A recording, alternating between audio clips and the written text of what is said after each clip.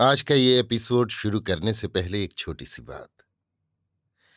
क्या आप भी अपना पॉडकास्ट बनाने की सोच रहे हैं?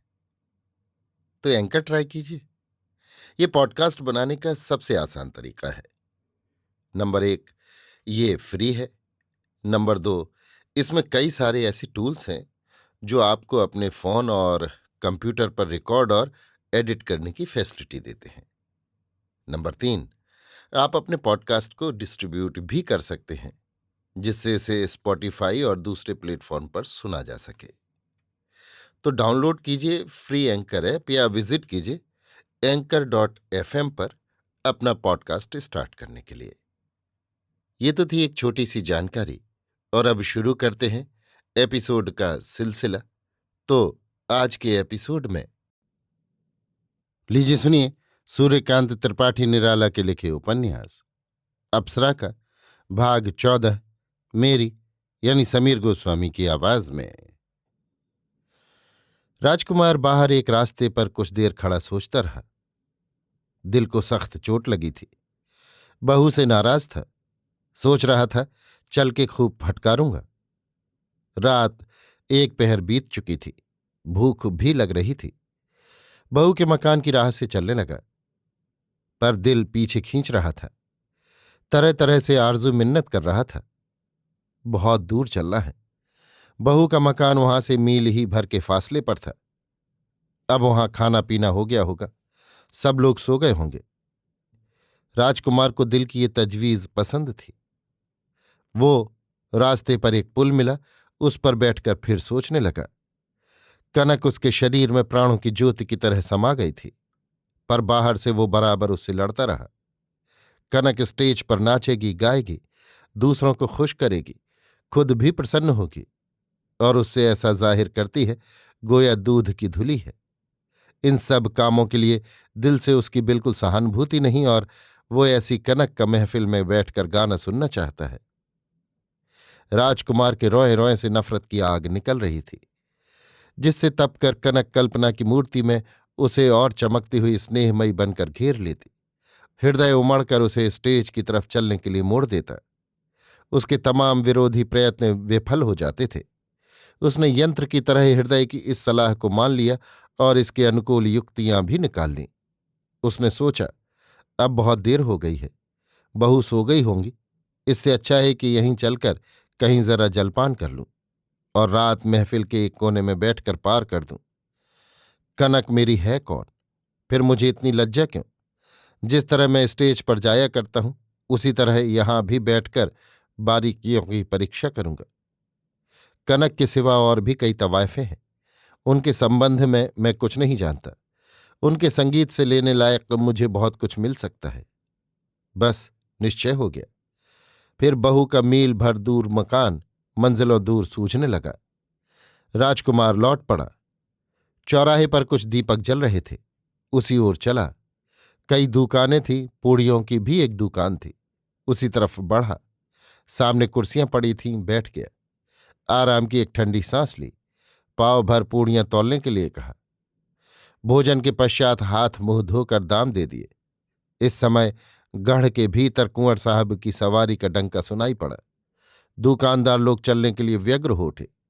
उन्हीं से उसे मालूम हुआ कि अब कुंवर साहब महफिल जा रहे हैं। दुकानदार अपनी अपनी दुकानें बंद करने लगे। राजकुमार भी भीतर से पुलकित हो उठा। एक पान वाले की दुकान से 1 पैसे के 2 बीड़े लेकर खाता हुआ गढ़ की तरफ चला। बाहर खुली हुई जमीन पर एक मंडप इसी उद्देश्य की पूर्ति के लिए बना था। एक तरफ एक स्टेज था, 3 तरफ से गेट। हर गेट पर संगीन बंद सिपाही पहरे पर था। भीतर बड़ी सजावट थी। विद्युताधार मंगवाकर कंवर साहब ने भीतर और बाहर बिजली की बत्तियों से रात में दिन कर रखा था। राजकुमार ने बाहर से देखा। स्टेज जगमगा रहा था।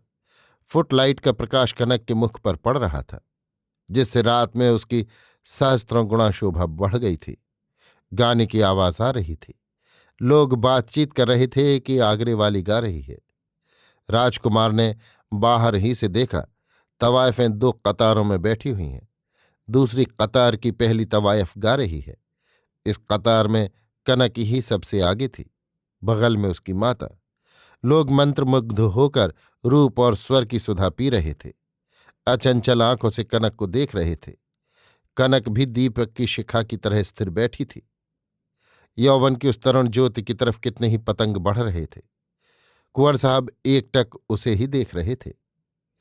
राजकुमार को बाहर ही बाहर घूम कर देखते हुए देखकर एक ने कहा, बाबूजी भीतर जाइए, आपके लिए कोई रोक थोड़े ही है।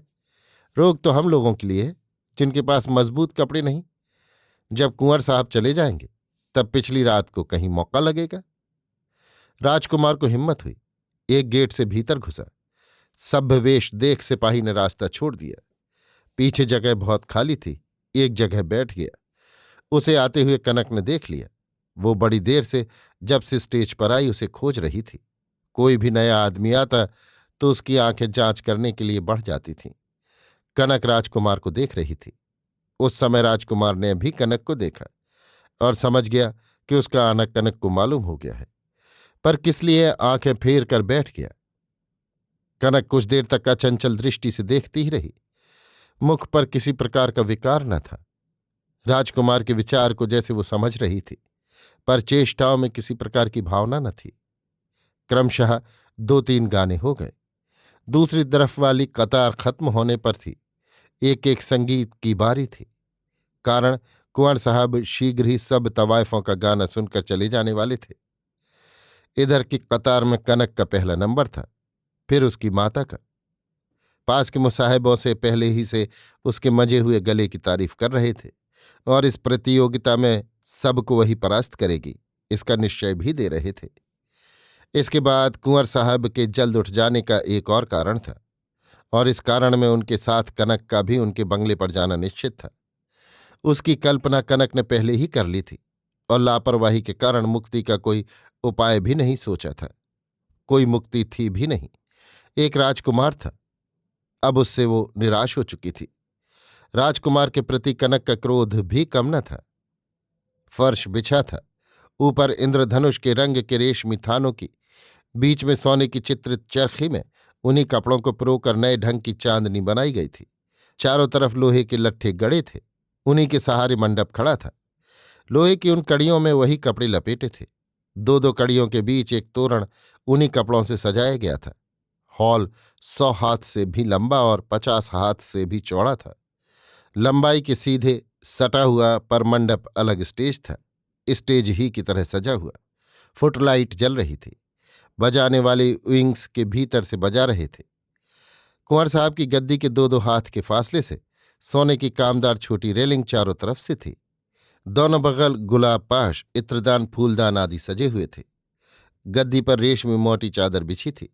चारों तरफ एक एक हाथ सुनहला काम था और पन्ने तथा हीरों की कन्नियां जड़ी हुई थीं। दोनों बगल 2 छोटे छोटे कामदार मखमली तकिए, वैसा ही पीठ की तरफ बड़ा गिरदा। कुंवर साहब के दाहिनी तरफ उनके खानदान के लोग थे और बाईं तरफ राज्य के अफसर। पीछे आने वाले सभ्य दर्शक तथा राज्य के पढ़े लिखे और रईस लोग। राजकुमार यहीं बैठा था। कनक उठ गई। राजकुमार ने देखा, भीतर ग्रीन रूम में उसने कुंवर साहब के नाम एक चिट्ठी लिखी और अपने जमादार को खूब समझा चिट्ठी दे दी। इस काम में उसे 5 मिनट से अधिक समय नहीं लगा। वो फिर अपनी जगह आकर बैठ गई। जमादार ने चिट्ठी कुंवर साहब के अर्दली को दी। अर्दली से कह भी दिया कि जरूरी चिट्ठी है और छोटी बाईजी ने जल्द पेश करने के लिए कहा है। कुंवर साहब के रंग ढंग वहां के तमाम नौकरों को मालूम हो गए थे। छोटी बाईजी के प्रति कुंवर साहब की कैसी कृपा दृष्टि है और परिणाम आगे चलकर क्या होगा, इसकी चर्चा नौकरों में छिड़ गई थी। अतः उसने तत्काल चिट्ठी पेशकार को दे दी और साथ ही जल्द पेश कर देने की सलाह भी दी। पहले पेशकार साहब मौके के बहाने पत्र लेकर बैठे ही रहना चाहते थे, पर जब उसने बुलाकर एकांत में समझा दिया कि छोटी बाईजी इस राज्य के नौकरों के लिए कोई मामूली बाईजी नहीं और जल्द पत्र न गया तो कल ही उससे ताल्लुक रखने वालों पर बड़ी बड़ी विपत्तियां आ सकती हैं और इशारे से मतलब समझा दिया, तब पेशकार मन ही मन पुरस्कार की कल्पना करते हुए कुंवर साहब की गद्दी की तरफ बढ़े और झुककर पत्र पेश कर दिया। प्रकाश आवश्यकता से अधिक था। कुंवर साहब पढ़ने लगे। पढ़कर बिना तपस्या के वर प्राप्ति का सुंदर सुयोग देख खुले हुए कमल पर बैठे भौरे की तरह प्रसन्न हो गए। पत्र में कनक ने शीघ्र ही कुंवर साहब को ग्रीन रूम में बुलाया था। पर एकाएक वहां से उठकर कुंवर साहब नहीं जा सकते थे। शान के खिलाफ था। उधर गाने की तृप्ति प्राप्त करने की अपेक्षा जाने की उत्सुकता प्रबल थी। अतः मुसाहबों को ही निर्णय के लिए छोड़ उठकर खड़े हो गए। पालकी लग गई। कुंवर साहब प्रासाद चले गए। इधर आम जनता के लिए द्वार खुल गया। सब तरह के आदमी भीतर धंस गए। महफिल ठसाठस भर गई। अब तक दूसरी कतार का गाना खत्म हो चुका था। कनक की बारी आ गई थी। लोग सर उठाए आग्रह से उसका मुंह ताक रहे थे। सर्वेश्वरी ने धीरे से कुछ समझा दिया। कनक के उस्तादों ने स्वर भरा। कनक ने एक अलाप ली, फिर गाने लगी। दिल का आना था कि काबू से था जाना दिल का, ऐसे जाने से तो बेहतर था ना आना दिल का। हम तो कहते थे मोहब्बत की बुरी है रस्म, खेल समझे थे मेरी जान लगाना दिल का। स्वर की तरंग ने तमाम महफिल को डुबा दिया। लोगों के हृदय में एक नया स्वप्न सौंदर्य के आकाश के नीचे शिशिर के स्पर्श से धीरे धीरे पलके खोलती हुई चमेली की तरह विकसित हो गया। उसी स्वप्न के भीतर से लोग उस स्वर की परी को देख रहे थे। साधारण लोग अपने उमड़ते हुए उच्छ्वास को नहीं रोक सके।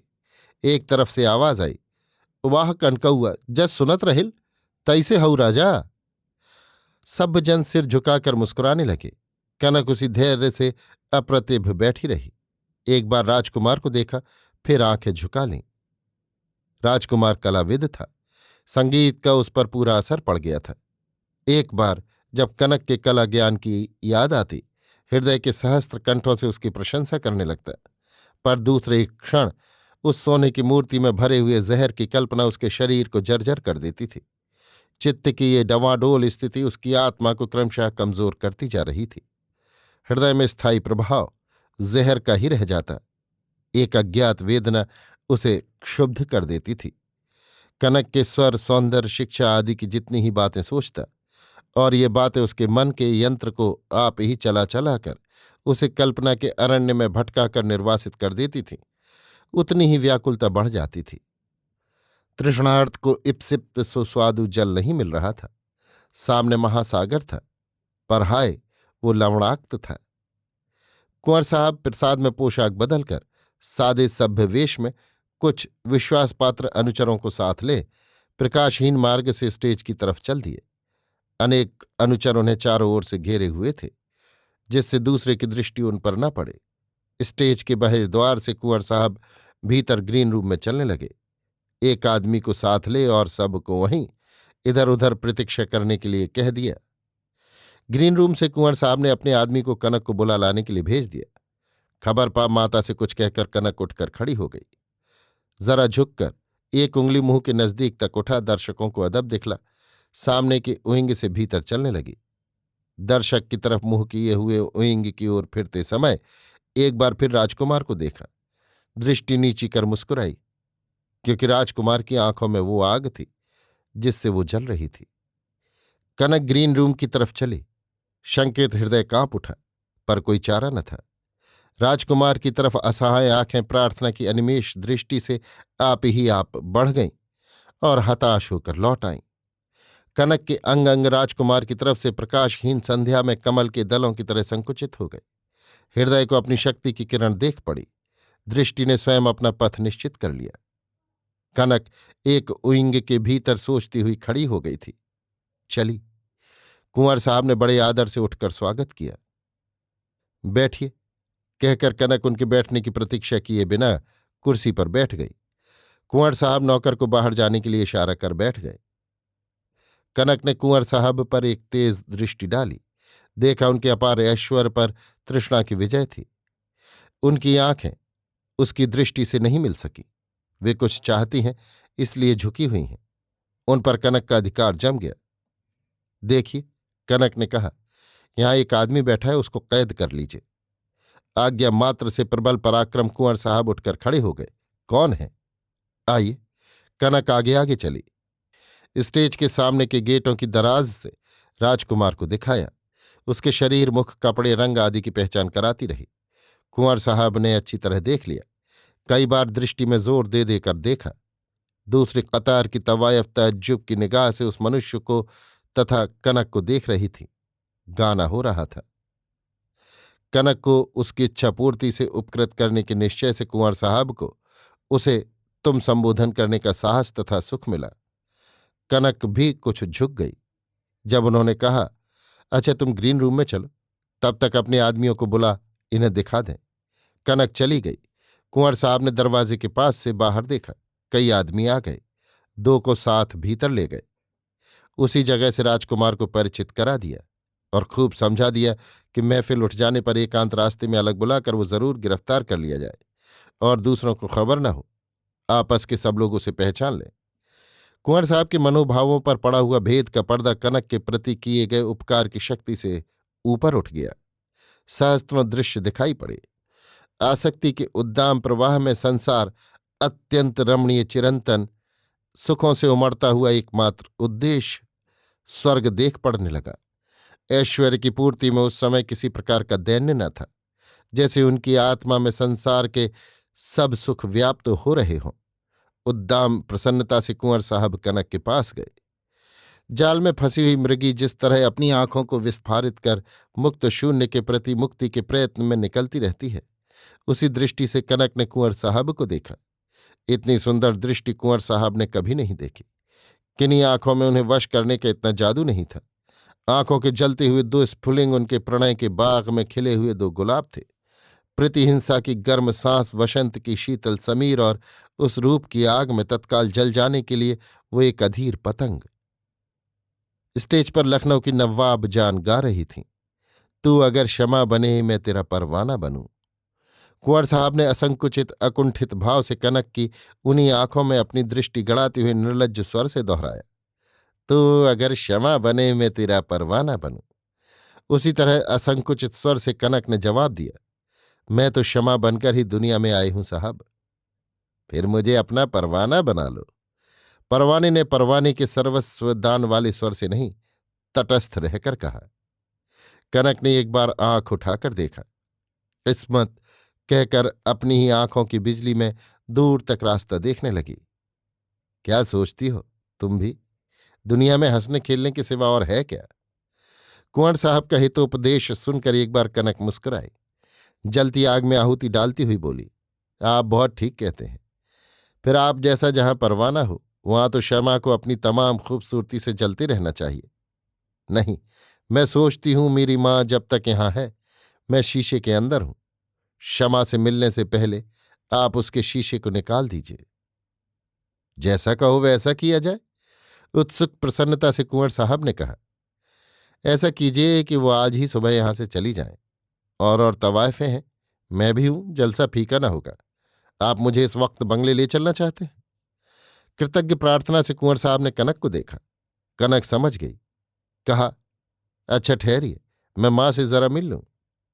कुंवर साहब खड़े रहे। माता को विंग्स की आड़ से बुलाकर थोड़े शब्दों में कुछ कहकर कनक चली गई। गाना खत्म होने का समय आ रहा था। कुंवर साहब एक पालकी पर कनक को चढ़ा, दूसरी के बंद पर्दे में खुद बैठकर बंगले चले गए।